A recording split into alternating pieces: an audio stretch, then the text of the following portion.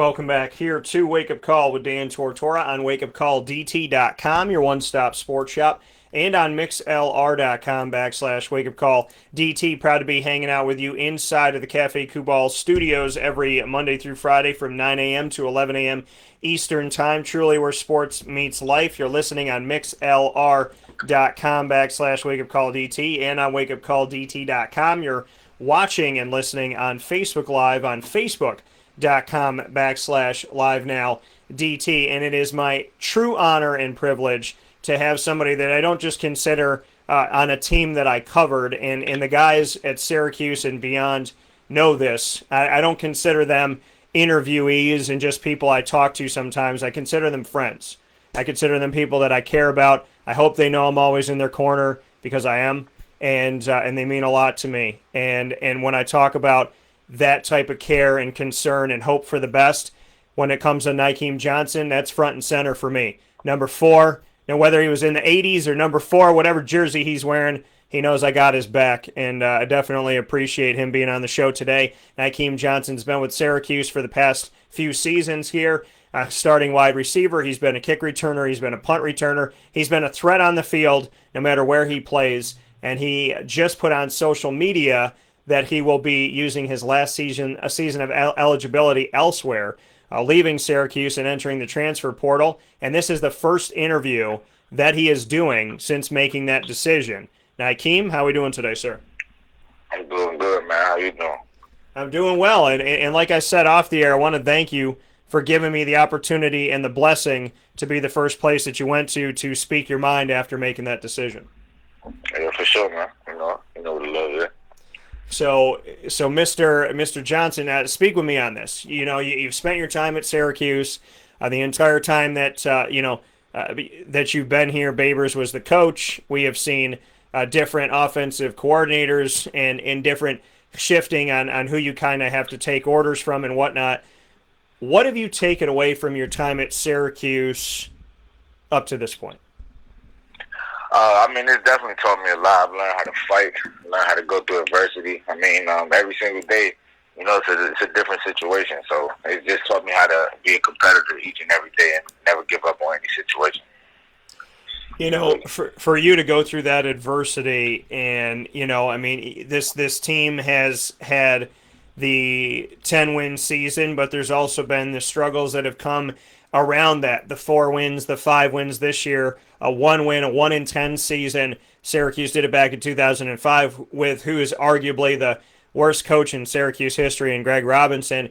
To have it happen again is insane to me, having, obviously been around the program since birth, 35 years.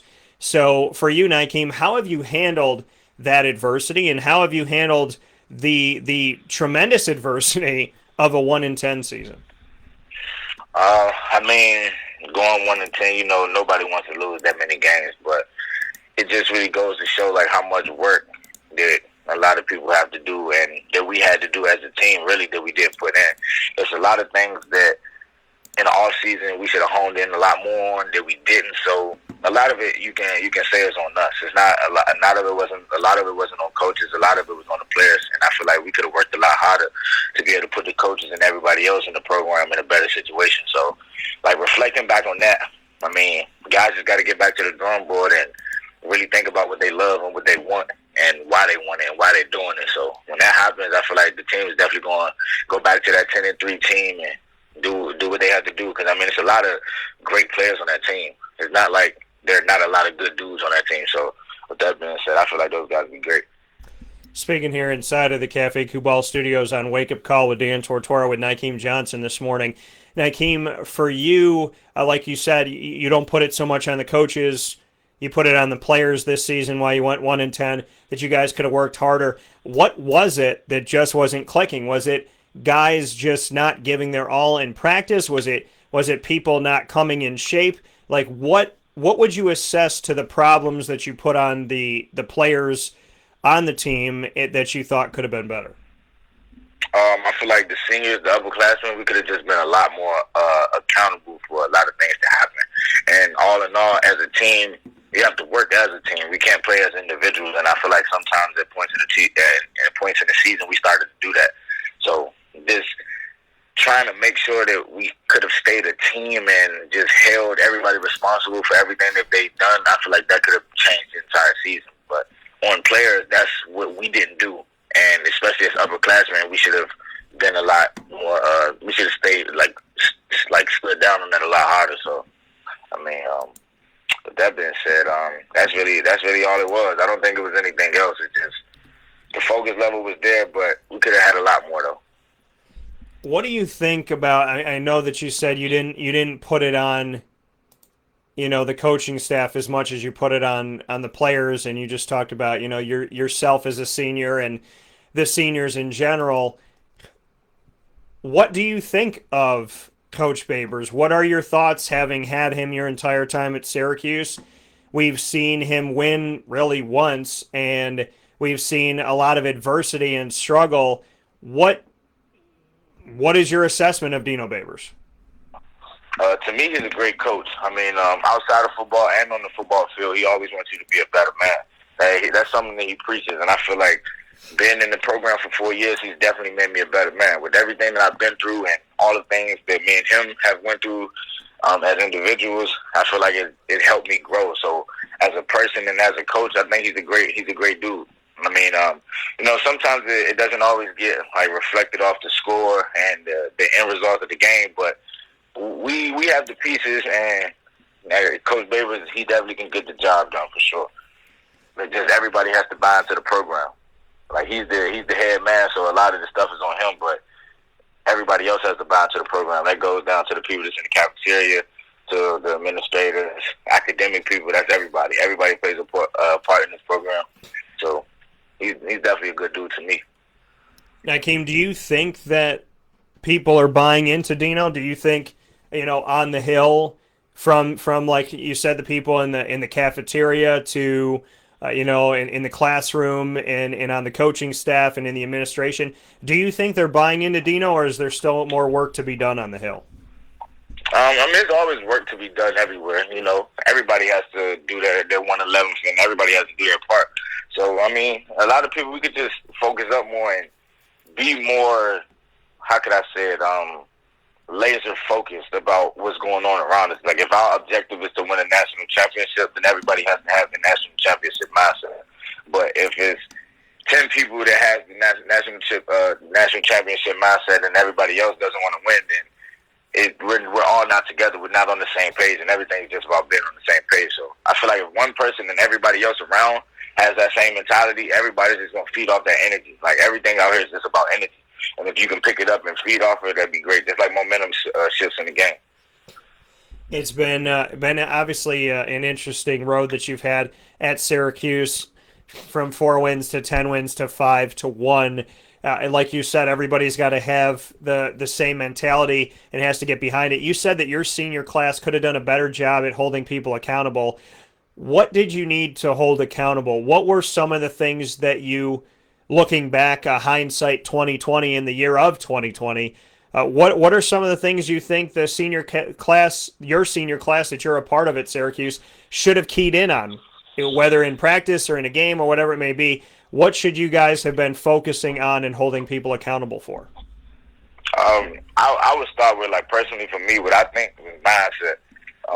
A lot of guys, and that's just how it went. A lot of guys weren't focused at the times that they were supposed to be. When it's time to play football and it's time to get football done and worry about that and only that, sometimes guys' minds were going off on a tangent. But us as seniors, we're supposed to catch that when we see it. And sometimes we would correct it, but we weren't consistent with correcting it all the time. So if you're not consistent with doing something, then it's just going to keep happening. So I feel like, just for myself personally, that's what I could have helped change and try to change a part of the culture. Because when you get guys to get out of it, once you get into that mindset, it's really hard to bring a guy back that's already tapped out. And even same thing throughout the season. When we started to lose and continuously kept losing, we it's almost like we kind of started to embrace it a little bit. And we would go out there and fight, but at a point in the game, some people are out there giving up and some people are still giving their all. So I feel like I could have done a lot better with just focusing on that. We see that speaking here with Nykeim Johnson, a longtime Syracuse wide receiver who is entering the transfer portal. He's here on Wake Up Call with Dan Tortora this morning inside of the Cafe Kubal studios. Nykeim, for you in this year of 2020, with everything that's gone on, bring me into that. We'll jump back into the season specifically in the games in a second, but how did you navigate this as a player, and how did the team navigate it? Not having a spring, having a couple practices in the spring, but not really having a spring, and then you come back here and you don't know if there's going to be a season. Then the ACC says yes, Syracuse is obviously playing, but you guys have to do things differently with your mask on. First and foremost, since a lot of people don't know this, that the media is not allowed into practice outside of like 5 to 10 minutes on a normal basis outside of pandemic times. So we don't get to see what you guys are doing anyways. But what is practice like? Like, bring me into a practice during coronavirus, mask on and all that stuff. What was a typical practice like this fall? It was really the same. To me, you just had to have your mask on. And when we standing around and nobody had helmets on or anything like that, we just got to be 6 feet apart. Everything was really the same. But like trying to navigate the coronavirus, we got a chance to treat everything like pros. We were home for a while. We were supposed to be in spring ball practicing, but that time you had nothing but time to work out. You can go run, do push-ups every day, sit-ups every day, whatever. It was just you had that time to really be a pro and work out all year round with no school until the summertime and stuff like that. So, navigating it was kind of hard in the beginning because, a lot of things wasn't open, like gyms and stuff like that. So it was difficult, but once you found your way, you had to find your niche and just get it done how you get it done. And personally for myself, I just made sure I was doing stuff to make sure I was in shape and make sure I was strong to come back and play next year. That's really it.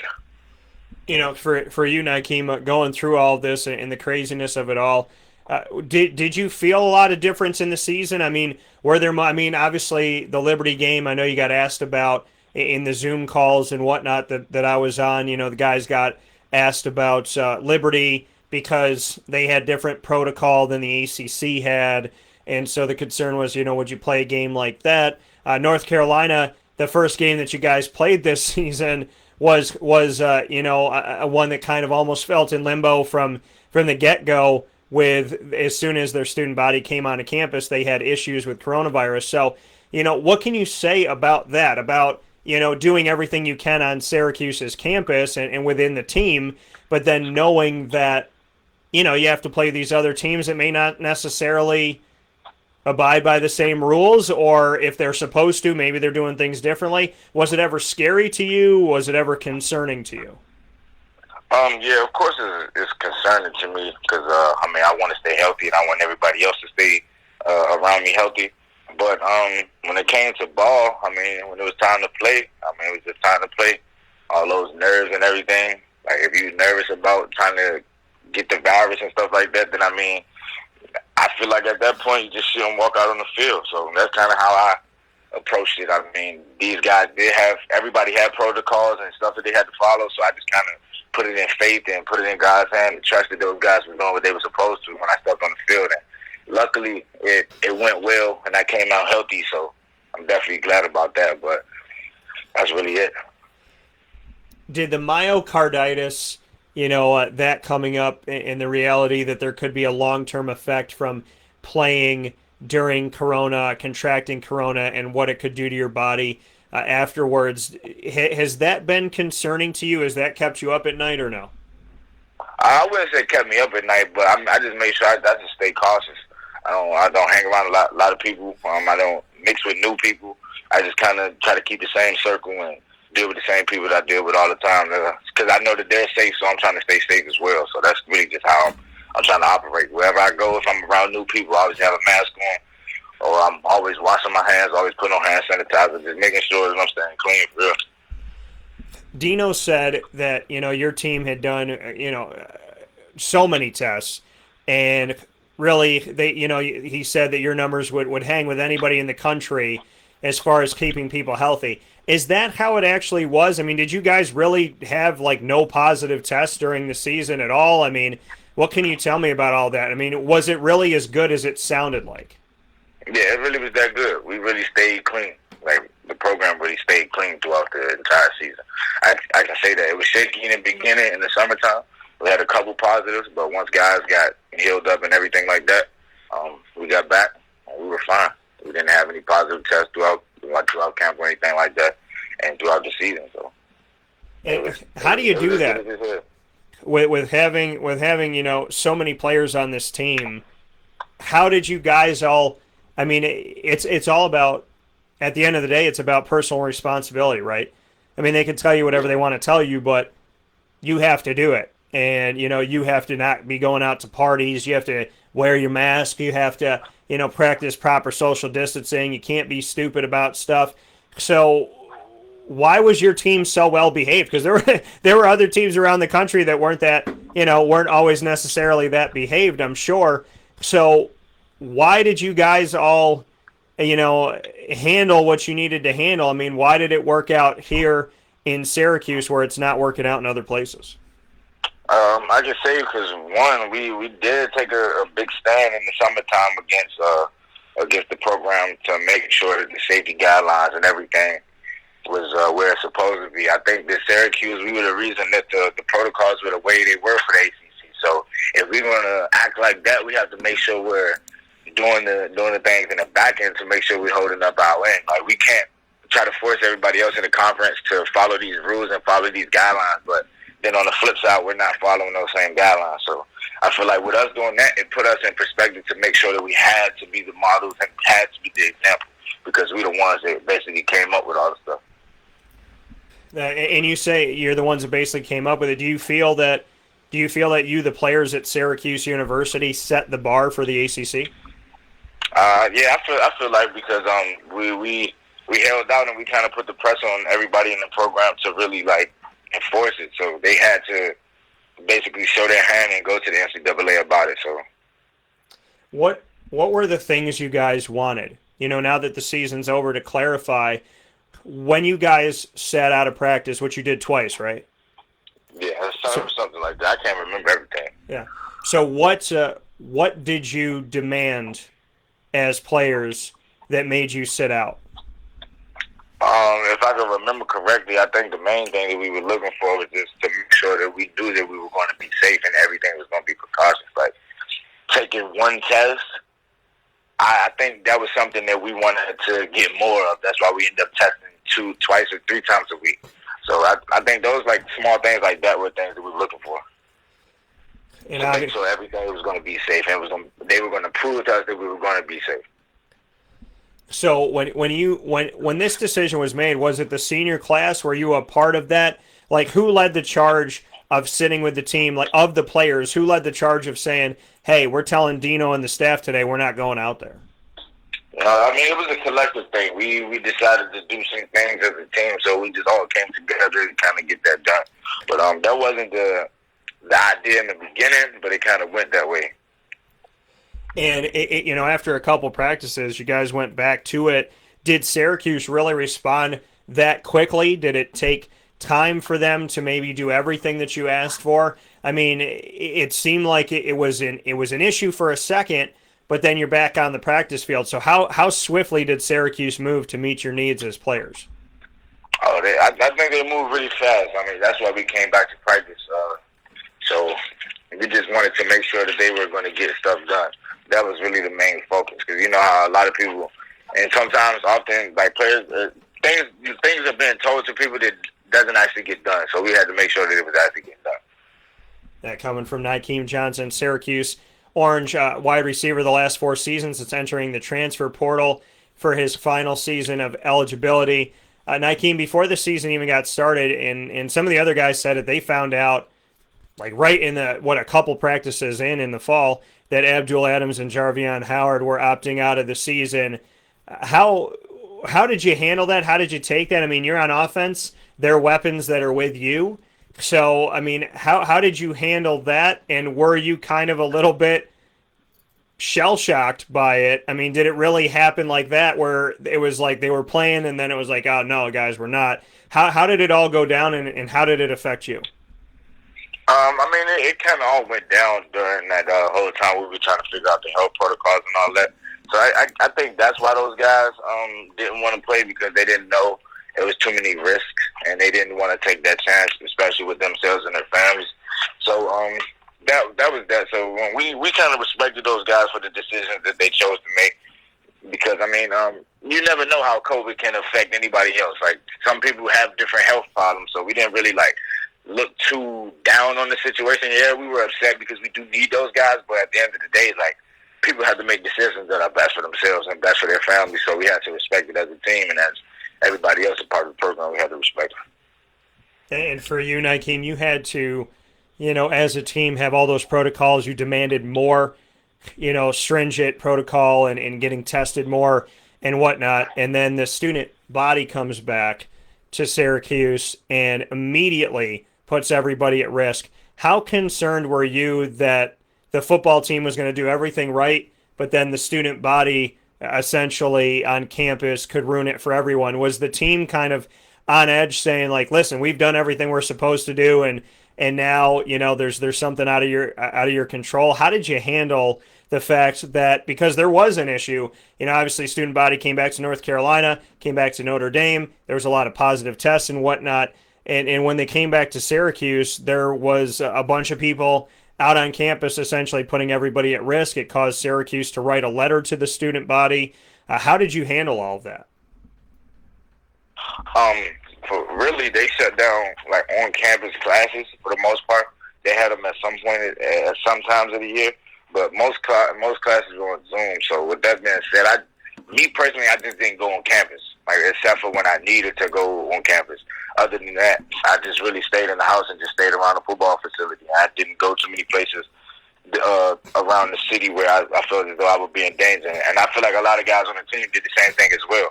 Or if they didn't, they must have done a great job of keeping their mask on and everything. So that was definitely something that was great for us to get done, because there was a lot of kids on campus that would have put us at risk, but we kind of made sure we stayed safe.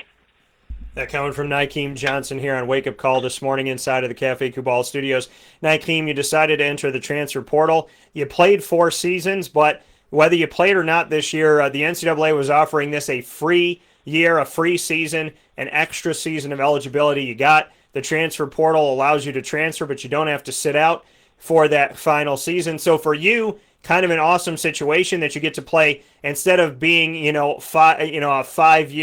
5-year college student, but only playing 4 seasons. You got to play your entire collegiate career, plus you get a free year, so you actually get to play 5 of 5 instead of 4 within the 5 and whatnot. So what can you tell me about this extra season of eligibility, getting a 5th season, which so many people in the history of college football have never, ever gotten? This is unique here to this season. So having an extra year, number one, and making the decision to spend that year where you could have come back, you decided to go elsewhere. So tell me about that. First, having the 5th year is definitely a blessing, and I'm blessed for this opportunity, because my ultimate goal is to make it to the NFL in the end. So I just need an opportunity, and I felt like that 5th year was definitely an opportunity. And of course, I just wanted to think about going into a situation that would kind of display who I really am. I've been put in the light, but it's a lot of things that I feel like I haven't showed college football that I can do. It's a lot that I can do. There's a lot more that I have, and I just want to be in a situation that I can get that done and show who I really am. We all know that I'm a smaller guy, but that doesn't matter. I can get anything done on the field. So I just want to be put in the perspective in a situation where I can be able to get that done. And it's, like I said before, it's a blessing that I got this extra year eligibility, because I'm gonna do what I have to do with this. And you could have come back to Syracuse and had a 5th year. You decided to enter the transfer portal instead. Why did it not fit for you to come back to Syracuse? I just felt as though my time there has been served already. So I feel like I needed new beginnings with my last year, and I wanted to be in a different situation, just a different perspective, what you could say, a new start, fresh start. And I feel like I needed that. And for you, Nykeim, I said, and I told you this off the air, but I said it on the show throughout the season, I said, and I just said it recently, in the last couple weeks of the season. I'm like, I don't care what you have to do. Get Nykeim the ball. Pitch him the ball. Have him in the backfield. Do a wildcat formation. Just get him the ball as soon, because all I needed, in my opinion, having watched you play and knowing how fast you are and how quickly you can make decisions and the hands that you have, is that you should have the opportunity to just get the ball by any means necessary. Quarterback option, a pitch, that wildcat direct snap, the check down, the down the field type of stuff, whatever it may be. I just wanted them to get you the ball at the line of scrimmage as soon as humanly possible, instead of just relying on throwing you a couple passes a game. Am I wrong in saying that? I mean, I know that to me you're a weapon. And when Syracuse, needed to get a spark on offense because the offense sputtered a lot this season, I thought direct snapping it to you or pitching it to you and yet letting you go in the backfield, that as soon as you make that one guy miss, you're going to make those moves. You're going to have those quick kind of twitchy actions, and you got the speed.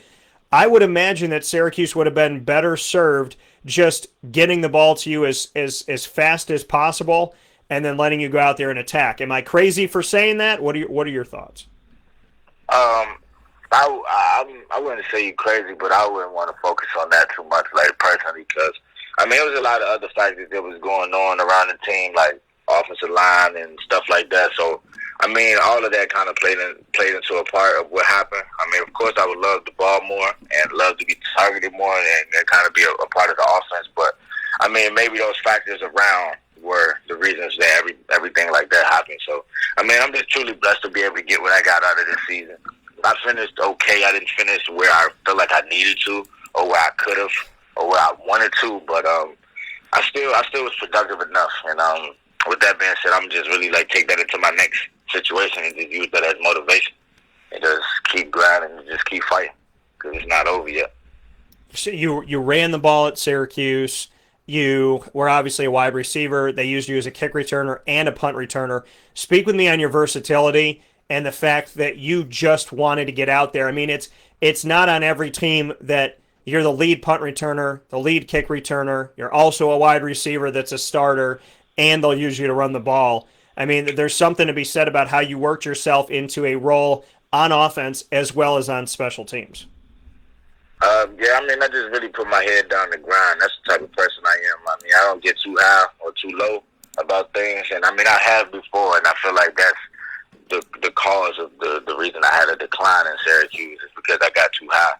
But I feel like with that, I just really had to focus. And I focused this year, and I showed everybody that I was back.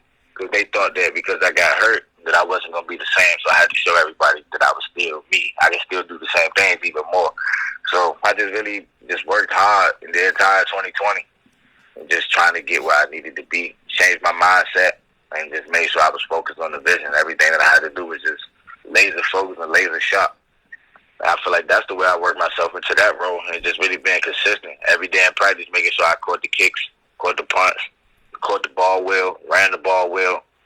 At times when they needed me to throw the ball well. So, I just made sure I just did my part, did my 111 for offense, and I can't really do anybody else's job for them. So I just really kind of focus on myself and figure out how I could be the best teammate and be the best player on this team that I could be.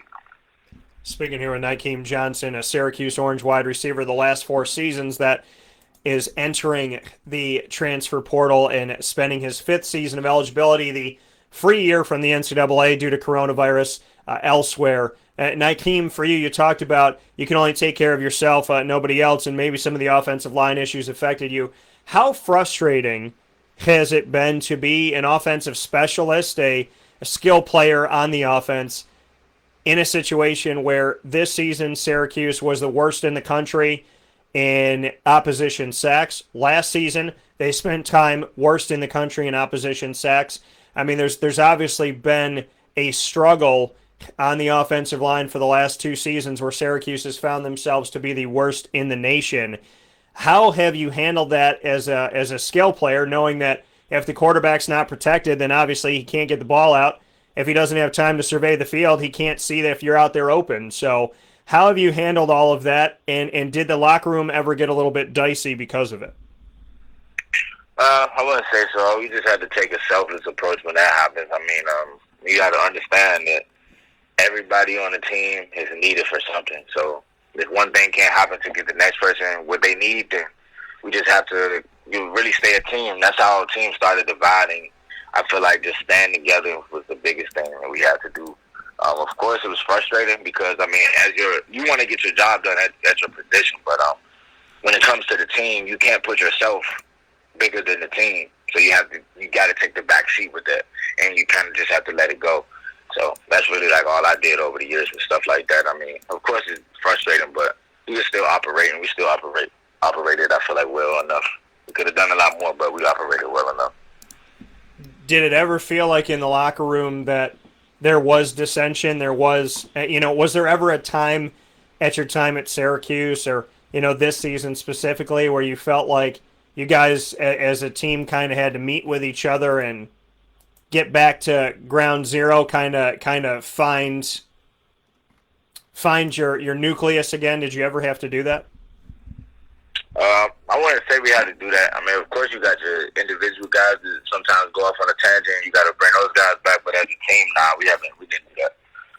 I can say that's one thing that we did a great job as a senior class to do is make sure nobody was fighting each other or like we started to split as a team. We did that well enough, but we could have done a lot better with it as well, especially with those individuals that I'm speaking about that stuff like that happened with. But other than that, I feel like we did a better job than normal because for a team to be 1-10 and to not have that kind of division is great. That's good. That's work in progress. You can do a lot of work with that.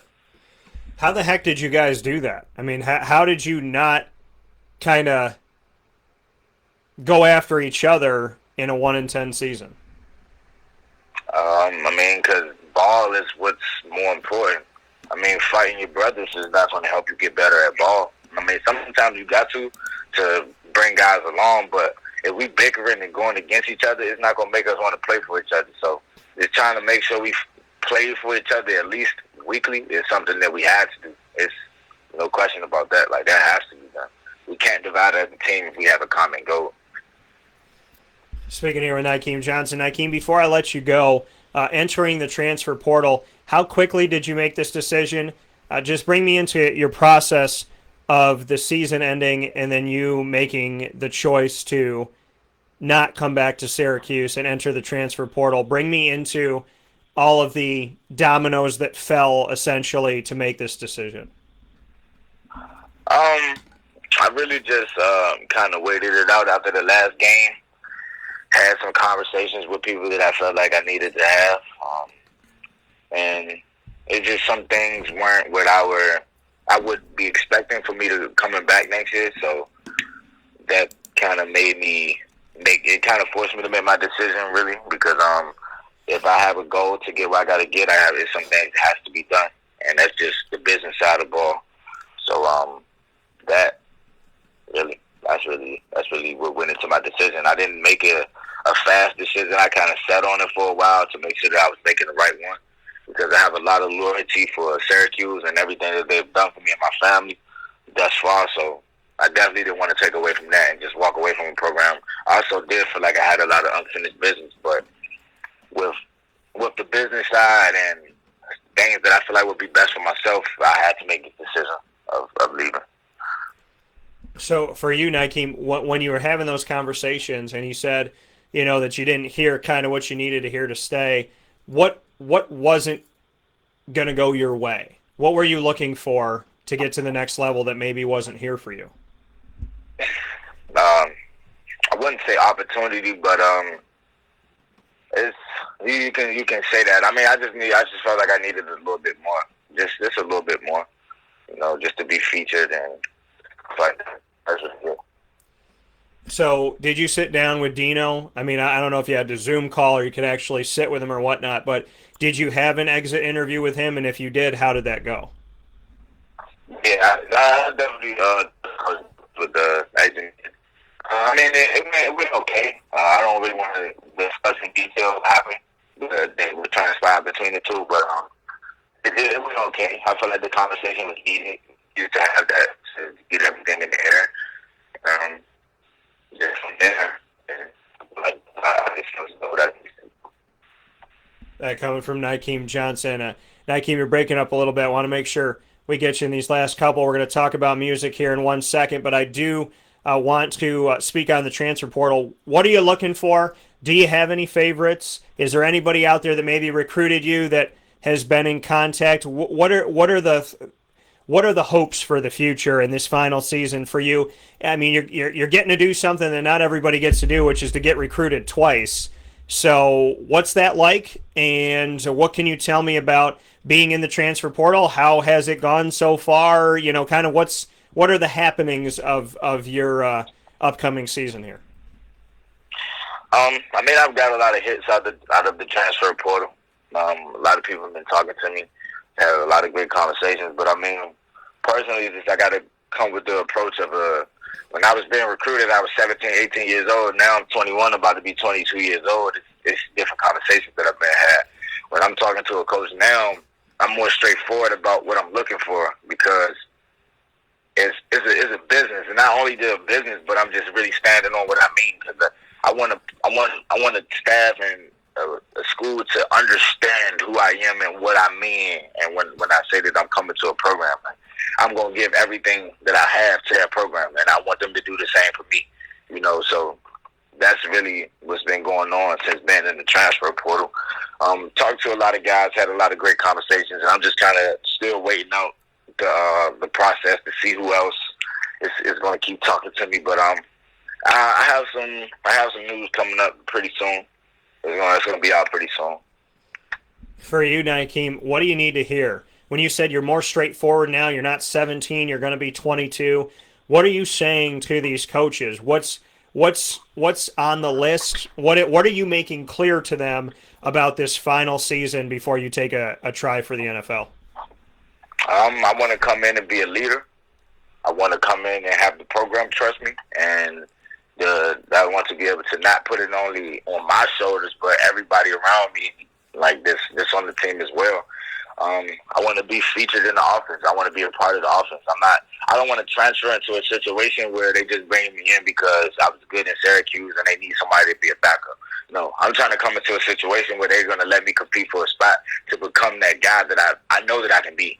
And I want the coaches that are recruiting me to also know that I could be that guy as well. Not look at me and say, oh, he's a small guy, or he's not this big, or he can't do this, or he can't do that, or he's only good at this. I want you to believe in what I do and my abilities and trust that and just get me better, keep me pushing. Because if somebody's going to keep me pushing, it's only going to go up. That's the type of person I am. My mindset is always driven. Everything I do, I'm driven about it. So if I set my mind on something, I'm going to do it.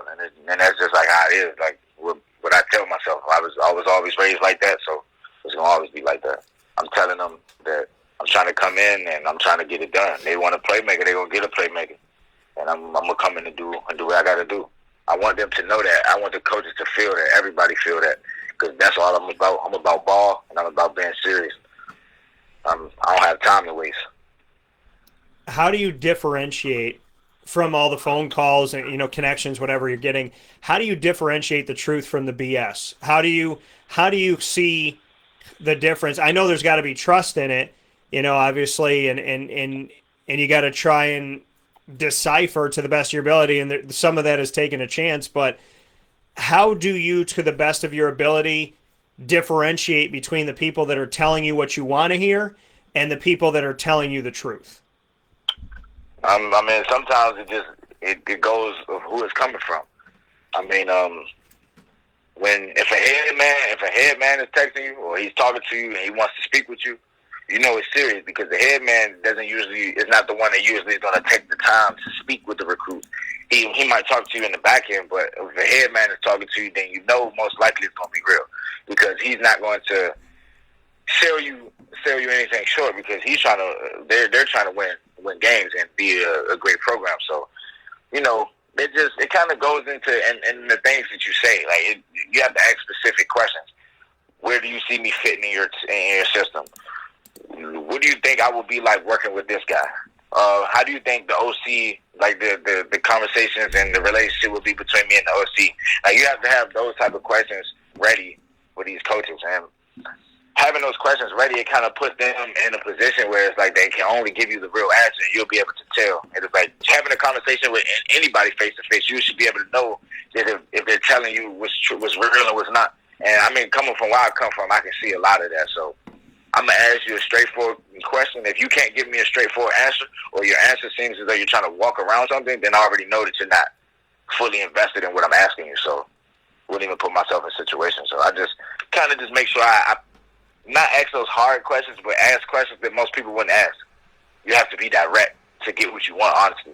It's like you don't come off in a disrespectful manner, but you have to like really just be straightforward about what you're looking for. Because if you don't, then they don't have no obligation to do what you didn't ask for.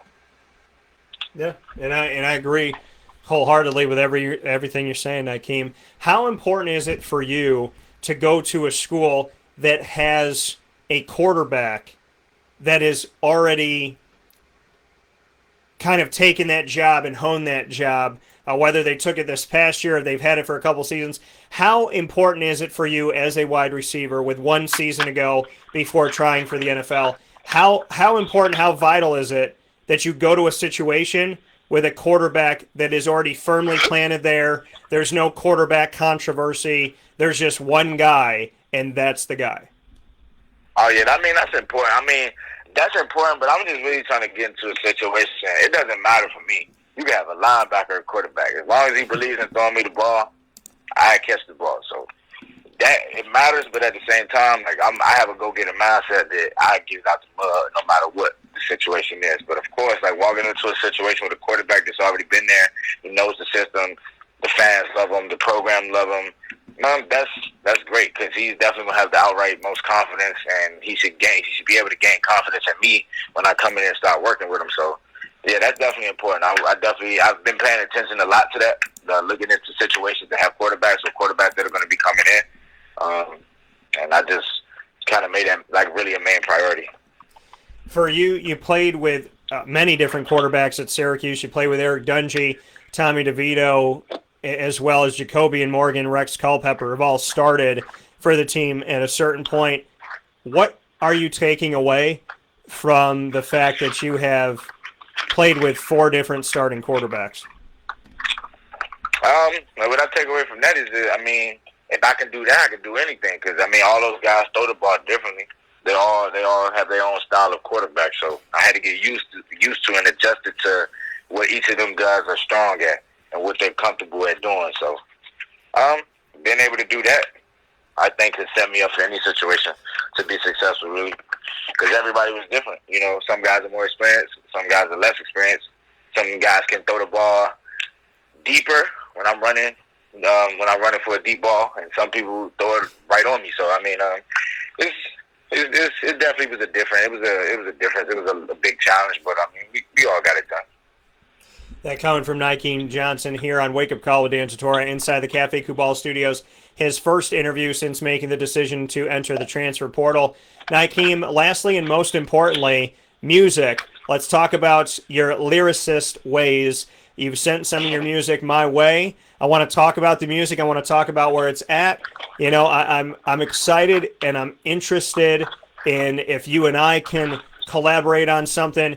And I think that people might think it's funny, like, well, Dan, you know, you've been broadcasting this and that. I've been singing since I was 3 years old. I've been working in music. I've been producing stuff. I've been on that, man. So you do your rap thing. I hit the hook. I do what I got to do. And I also can get down a little bit with the rap music. I was schooled on a lot of stuff as a kid. So I was around the Tupacs and the Biggies and the Andre 3000s and Big Boy and and Bobby Brown's ways in that R&B and New Edition and Boys to Men, and I was spoiled as a kid. Prince, Michael Jackson, so I'm around all that, and you and I talked about it off the air. But for everybody that might think that this is a joke, I ain't playing, and I know that you're not either.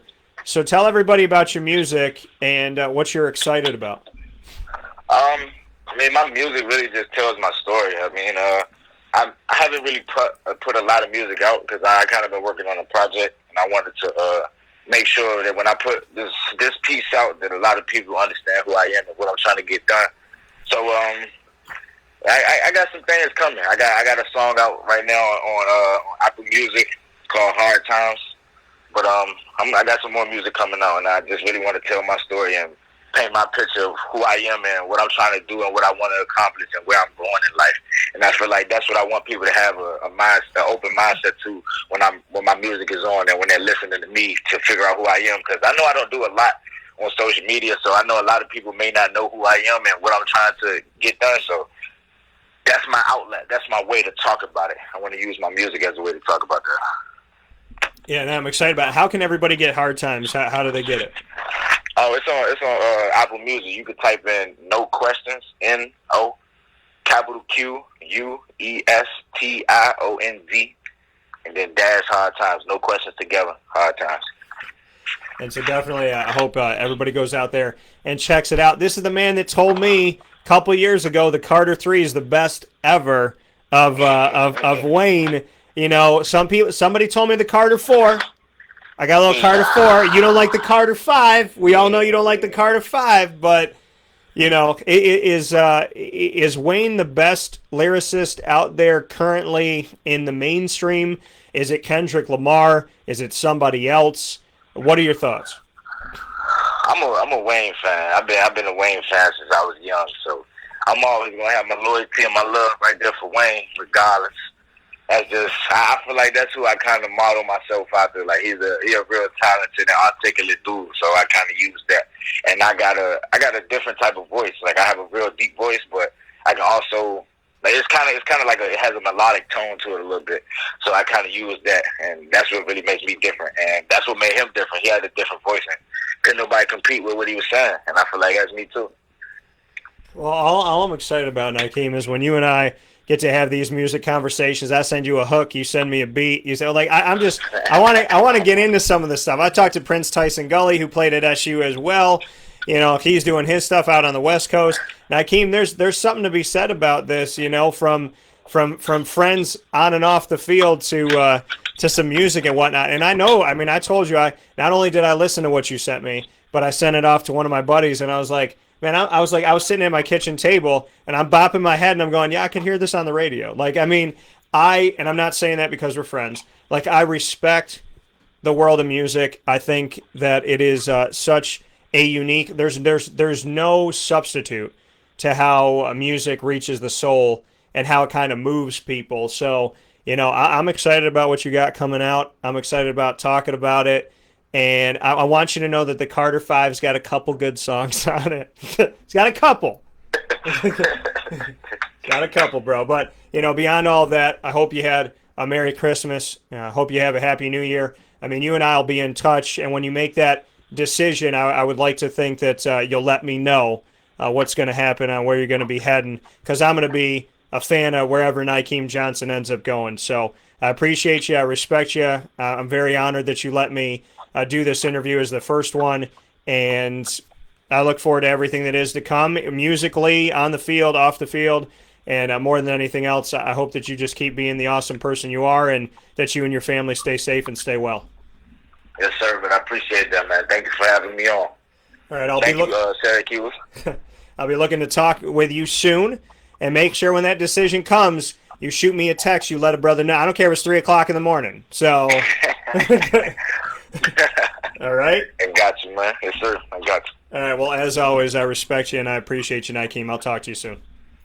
All right. Take care. That coming from Nykeim Johnson here on Wake Up Call with Dan Tortora. That is radio gold. It's also internet TV gold.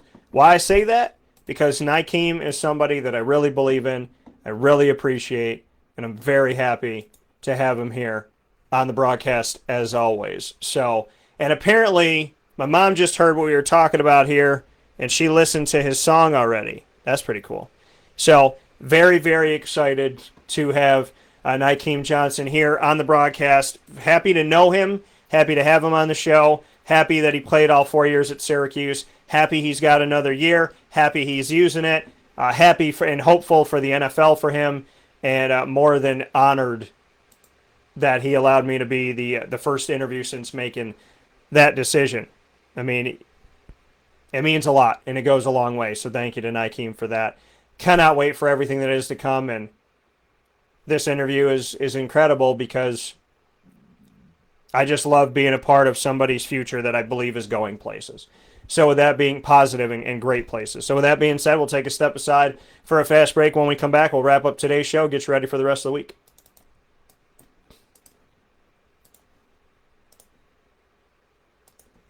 Somebody's future that I believe is going.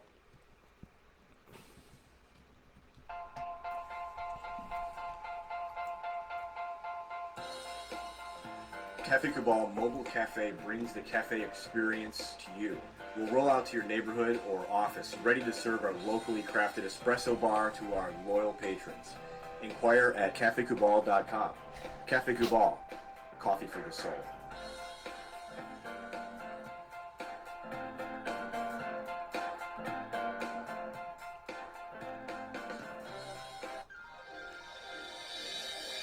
Ma and Pa's Kettle Corn and Popcorn Factory, located on 201 7th North Street in Liverpool, is home to over 40 flavors with more than 200 flavors in their total wheelhouse. Sky's the limit for this sweet and savory Central New York company. Keep it local at your parties, fundraisers, wedding showers, baby showers, and more by calling 315-450-MA-PA. That's 315-450-6272 for popcorn bars with custom flavors and colors at your upcoming event. Make sure to visit them on 201 7th North Street in Liverpool, New York. And for more information, go to maandpazsnacks.com. Ma and Pa's Kettle Corn and Popcorn Factory. How corny are you? The Millhouse Market, located on 3790 New York 13 in Pulaski, New York, is worth the drive every time. Make sure you make your way there Tuesday through Sunday. They now have their general store open, and they have their restaurant seating inside open for the first time since, I think, February of this year? First time since everything happened with Corona. They are open inside for their general store with all of their local products. Very excited about all that and the people that they help with that. And they are open inside the Millhouse Market, I think Thursday, Friday, and Saturday for indoor dining and whatnot. So make sure you make your way over there to the Millhouse on 3790 New York 13 in Pulaski, New York. They are incredible with all of their combinations, things that you wouldn't even think of putting together. And that's just fantastic, fantastic meals that they have, from their sandwiches to their brick oven pizzas to their homemade breads, their quinoa bowls, rice bowls, their salads, the Cobb salad, fantastic, that I've had. And of course, their desserts, which I just got a loaf of banana bread from them, as well as a peanut butter brownie. They have a strawberry mascarpone brownie, the M&M cookie, the maple brownie, just amazing. Absolutely incredible. Millhouse Market, you know it, I know it. Tell your friends and family so that they know it. They're worth the drive every time. Head out there Tuesday through Sunday on 3790 New York 13 in Pulaski, New York, to the Millhouse Market. Worth the drive every time. With that being stated, here on Wake Up Call with Dan Tortora inside of the Cafe Cabal Studios, I'm keeping the tree up. And Amy said to keep it up until after my niece Emily's birthday, her daughter. And so her birthday is coming up here shortly in January. So I'm going to keep it up after that. I think that's fair. I definitely have no intent on taking it down anytime soon. I actually leave it on. When I'm in the house, I leave it on. I turn it on at night like Santa's coming every night. So, I appreciate Christmas miracles. I had a real Christmas miracle this year. I've had them before, and I'm grateful for them all. So thank you to my dad for that. Shout out to everybody, everywhere. My love for each and every single one of you. Merry Christmas, Happy Holidays, Happy Kwanzaa, Happy Hanukkah, early Happy New Year. And a thank you to Dave Paziak, Scott Blair, as well as Nykeim Johnson for joining me on today's show. I am so looking forward to this week. Charlie Loeb, who's a former Syracuse quarterback, him and I did a show a while back where we talked about NFL quarterbacks.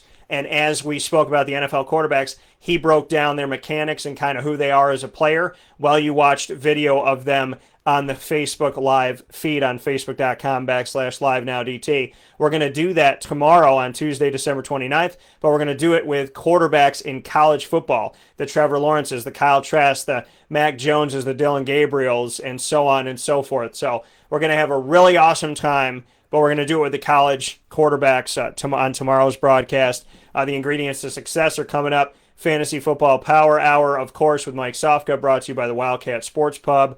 We will be having Papa Joe on the show, and a lot of great things coming up this week. Top Dog of the Week, Annoying Moment of the Week, and Lead, all coming up for you. So very excited for a week of fantastic interviews and conversations with great people. Thank you to Dave, Scott, and Nykeim for starting off this final week of 2020 with an amazing, amazing broadcast. You can go back and listen to this and find this on our outlets. It'll be added today.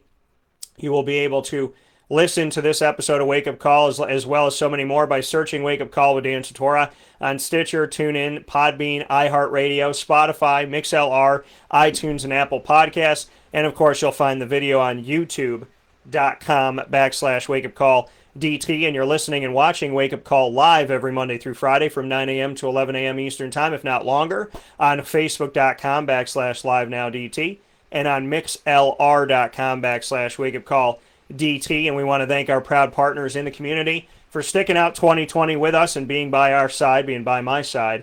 Cafe Cubal, Carvel DeWitt, Wildcat Sports Pub, Honda City of Liverpool, Avicoli's, where you go online and use the promo code AVS10. That's AVS10 for 10% off at myavicoli's.com on all your online orders at myavicoli's.com. Also, Chick-fil-A Cicero, Canine Camp Dog Daycare and Canine Campground Dog Boarding, Trapper's Pizza Pub, the Millhouse Market, and Ma and Pa's Kettle Corn and Popcorn Factory, where you can use the promo code DT20 and get 20% off. That's DT20 at maandpaspopcorn.com, and they will ship anywhere in the United States. You can also get 20% off by ordering online and picking it up in the store. So if you're going to go into the store anyways, get 20% off on us by using the promo code DT20 at maandpaspopcorn.com with and spelled out. In the meantime, have a fantastic day. Take care of each other. Be good to each other. Support the businesses that support us here on Wake Up Call. Support local. And that includes, in my opinion, Honda City of Liverpool, Chick-fil-A Cicero, and Carvel DeWitt. They have international names, but their companies are very, very local, very loyal, and very good to our community. So make sure you support them all by supporting our businesses here in Central and Upstate New York. I hope you have a fantastic day. Thank you so much for being here. Please be well. Please stay safe. Find us on Facebook at WakeUpCallDT, Twitter at CallDT, and Instagram at WakeUpCall_DT. You can see my number one pick dance that I put up on all of those social medias for the Jaguars getting the number one pick. And I look forward to talking with you very, very soon. So with that being said, God bless. No stress. Do your best. This is Wake Up Call with Dan Tortora, and I will talk with you soon.